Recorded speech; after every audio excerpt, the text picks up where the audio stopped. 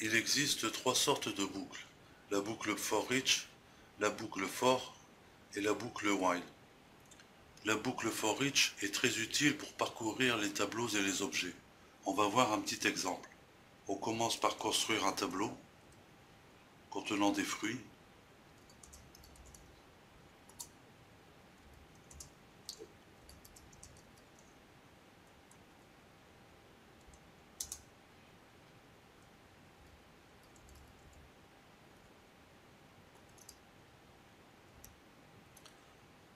Et qu'on place dans une variable.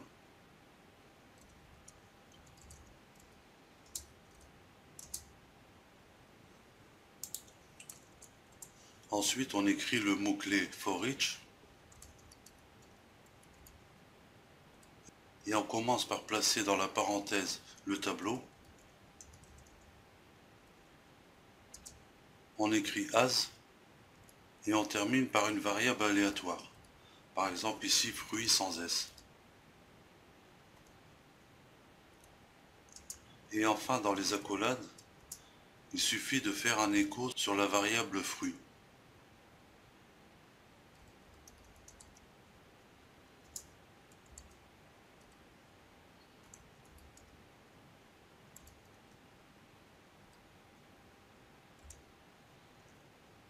On enregistre.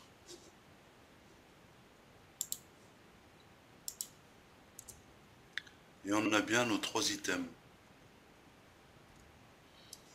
Passons maintenant à la boucle for. Donc on écrit le mot-clé for. On place entre parenthèses trois blocs d'instructions. Le premier, c'est un compteur qu'on initialise à 0. Le deuxième est une condition qui dit que tant que index est inférieur au nombre total d'éléments du tableau, ici on va utiliser la fonction count de PHP qui compte le nombre d'éléments d'un tableau.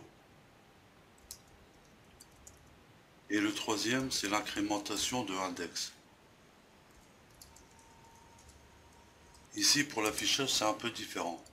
Déjà, on va afficher chaque itération du compteur.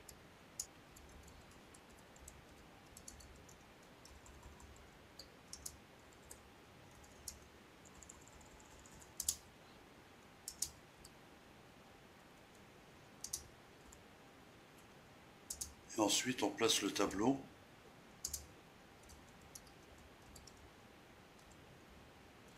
Et entre crochets, on met l'index.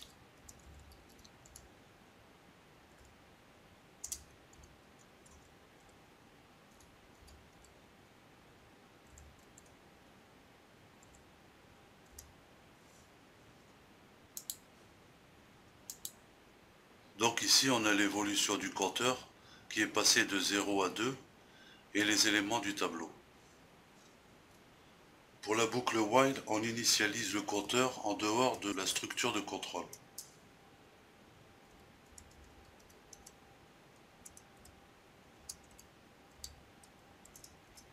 Donc on écrit le mot-clé while. On place à l'intérieur des parenthèses notre condition.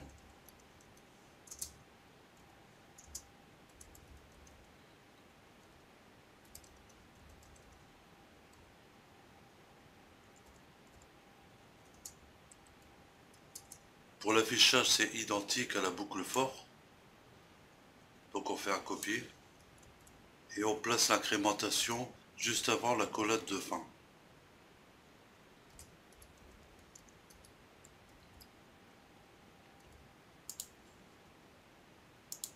Et on a bien le même résultat que la boucle for. Pour terminer, on va voir une variante de la boucle while qui est le do while à travers un petit exemple. La boucle do while se construit de la manière suivante. Donc on écrit do. On va écrire un petit texte.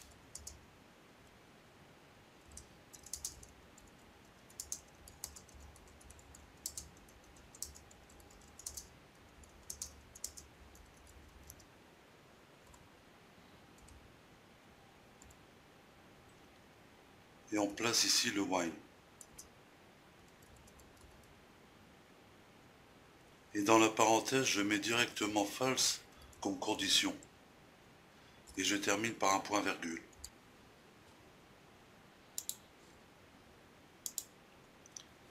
Et là, on voit que la phrase s'affiche malgré que la condition est fausse.